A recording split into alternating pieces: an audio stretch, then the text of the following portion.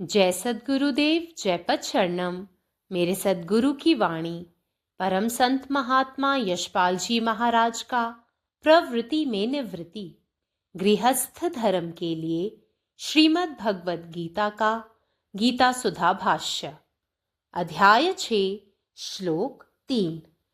आरुरुक्षोर्मुनेर्योगम कर्म कारणमुच्यते योगारूढस्य तस्यैव शमः कारणमुच्यते।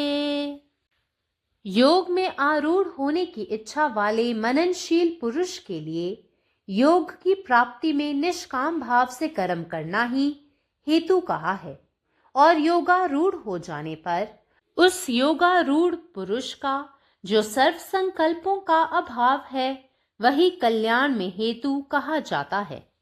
भगवान कहते हैं कि प्रथम साधनावस्था में कर्म ही शम का अर्थात योग सिद्धि का कारण है। भाव यह है कि यथाशक्ति भगवत प्राप्ति के लिए निष्काम कर्म करते करते ही चित्त शांत होकर उसी के द्वारा अंत में योग सिद्धि हो जाती है। ऐसा साधक अपने इष्ट के ध्यान में निरंतर हृदय लगाए सब काम कर्तव्य समझकर फल की आशा न रख करके शांत चित्त से किया करता है। इस श्लोक का भावार्थ यह नहीं है कि सिद्धावस्था में कर्म छूट जाते हैं या कर्म योगी को अंत में कर्म छोड़ देने चाहिए।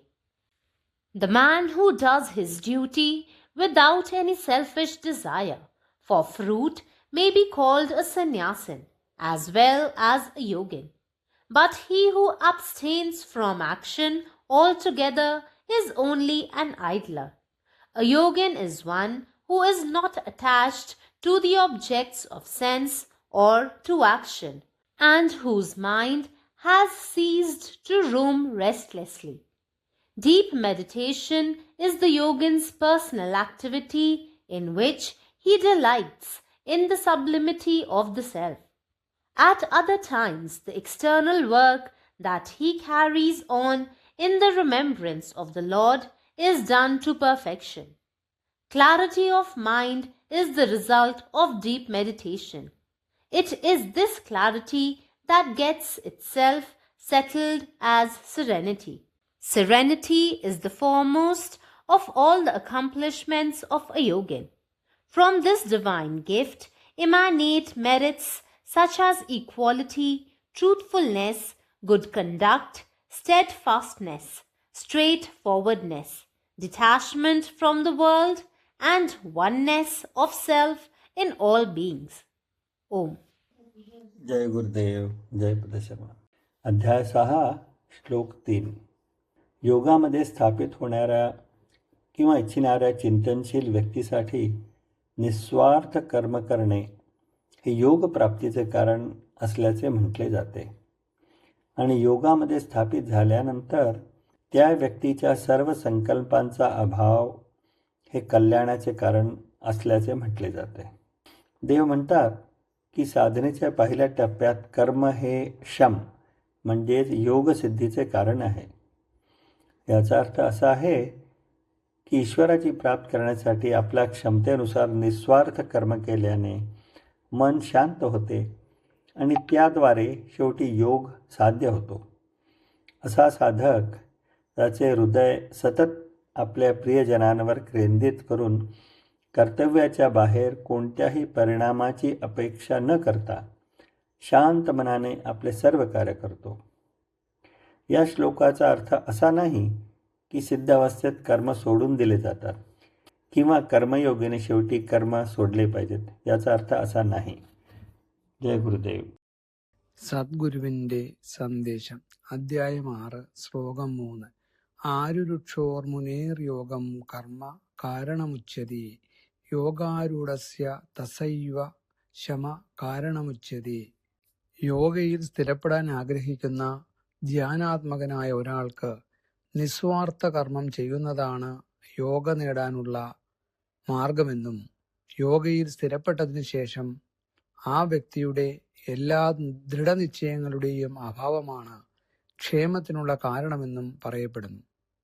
സാധനയുടെ ആദ്യഘട്ടത്തിൽ കർമ്മം ശമത്തിന്, അതായത് യോഗസിദ്ധിക്ക് കാരണമാകുന്നുവെന്ന് പറയുന്നു. ഈശ്വരപ്രാപ്തിക്കായി കഴിയുന്നത്ര നിസ്വാർത്ഥ കർമ്മം ചെയ്യുന്നതിലൂടെ മനസ്സ് ശാന്തമാവുകയും അതിലൂടെ ഒടുവിൽ യോഗ കൈവരിക്കുകയും ചെയ്യുന്നു എന്നാണ് അർത്ഥം. അത്തരമൊരു സാധകൻ തൻ്റെ ഇഷ്ടദേവനിൽ നിരന്തരം ശ്രദ്ധ കേന്ദ്രീകരിച്ച് കർത്തവ്യത്തിൽ നിന്ന് ഒരു ഫലവും പ്രതീക്ഷിക്കാതെ ശാന്തമായ മനസ്സോടെ തൻ്റെ എല്ലാ പ്രവൃത്തികളും ചെയ്യുന്നു. ഈ ശ്ലോകത്തിൻ്റെ അർത്ഥം സിദ്ധാവസ്ഥയിൽ കർമ്മങ്ങൾ ഉപേക്ഷിക്കപ്പെടുന്നു എന്നോ ഒരു കർമ്മയോഗി അവസാനം കർമ്മങ്ങൾ ഉപേക്ഷിക്കണമെന്നോ അല്ല. പരമാത്മാവ് നീ തന്നെ, നിന്റെ ഇഷ്ടം പൂർണ്ണമാകട്ടെ. జై సద్గురుదేవ్, జై పదిశరణం. నా సద్గురు సందేశం గీతాసుధ పరసత్మాత్మ శ్రీ శివాజీ మహారాజు వారిచే ప్రతిమానించబడిన ప్రభుత్వ నివృత్తి గృహస్థ మార్గంలో గీతాభాష్యము అధ్యాయం 6 ఆత్మ సంయమ యోగము శ్లోకం 3. 6 వృక్షోర్మునిర్ యోగం కర్మ కారణముచ్యతే యోగారూఢస్య తస్సైనా శమ కారణముచ్యతే. యోగముందు ప్రవేశించాలనే కోరిక కలిగి దాని గూర్చి యోచించే పురుషునికి యోగప్రాప్తికై నిష్కామభావంతో కర్మాచరణ చేయుటయే లక్ష్యమని చెప్పబడింది. యోగారూఢుడైన తదుపరి ఆ యోగారూఢ పురుషుని యొక్క ఏ సంకల్పములన్నీయు లోపించునో ఆ సంకల్పలోపమే అతని కళ్యాణానికి మేలుకి కారణమని చెప్పబడుతుంది. శ్రీకృష్ణ భగవానుడు ఇలా చెప్తున్నాడు. ప్రప్రథమముగా సాధన స్థితిలో కర్మయే శమము, అనగా యోగసిద్ధి కారణము. దీని భావం ఏమిటంటే భగవత్ప్రాప్తికి యథాశక్తి నిష్కామకర్మ చేస్తేనే చిత్తము శాంతించి తద్వారా యోగసిద్ధి కలుగుతుంది. అటువంటి సాధకుడు తన ఇష్టదైవ ధ్యానంలో నిరంతరము హృదయాన్ని నిలిపి సమస్త కార్యములను కర్తవ్యముగా భావించి ఫలితం ముందు ఆశ పెట్టక శాంత చిత్తముతో అన్ని చేస్తూ ఉంటాడు. ఈ శ్లోకానికి భావార్థము సిద్ధావస్థలో కర్మ తొలగిపోతుందని గాని లేదా కర్మయోగ చివరిలో కర్మను విడిచిపెట్టాలని గాని కాదు. పరమాత్మ నీవే ఉన్నావు, నీ ఇష్టమే నెరవేరాలి. జై సద్గురుదేవ్, జై ప్రసాద్. आरुरुक्षोर्मुनेर्योगं कर्म कारणमुच्यते योगारूढ़स्य तस्यैव शमः कारण मुच्यते. योग में आरूढ़ हेबाक इच्छा राखे वाला मननशील पुरुष लेल योग प्राप्ति के हेतु निष्काम भाव से कर्म केनाई कहल गेल अछि. आ जखन योगारूढ़ अवस्था प्राप्त भ जाइत अछि तखन ओ योगारूढ़ पुरुष में सब प्रकार के संकल्प सबके अभाव एकरे कल्याण के हेतु मानल गेल अछि.